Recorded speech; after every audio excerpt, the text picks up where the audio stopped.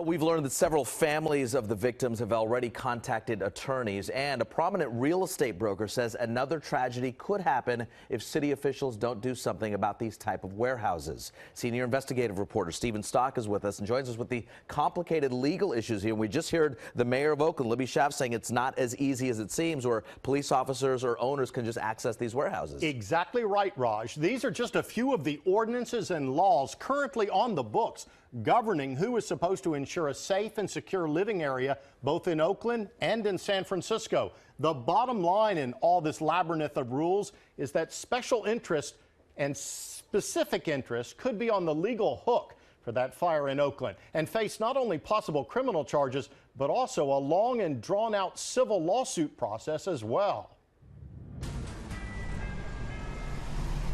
Even before investigators were done combing through the warehouse and long before the walls began coming down, survivors and victims' families contacted legal counsel to begin compiling possible civil lawsuits to hold those responsible for the conditions in the warehouse accountable. What's going to happen, you can rest assured they're going to tighten up the noose a little bit. Joseph Marrone is one of the country's foremost catastrophic injury and real estate attorneys. Based in Philadelphia, Marrone and his firm have already been contacted by several families of victims of the Oakland fire.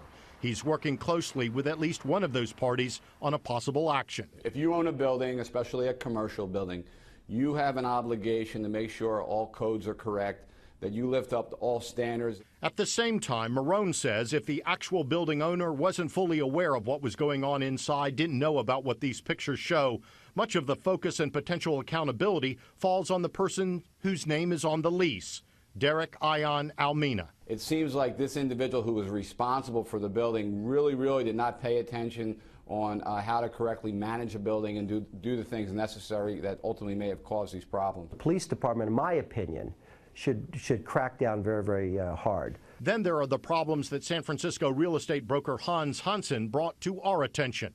Dozens of warehouses like this one, whose owner he represents, all over San Francisco and Oakland, sitting empty and waiting to be leased. Warehouses that are broken into and taken over for weekend rave parties. Nearly every weekend, he says. They know how to show no sign to the owner that anything's happening.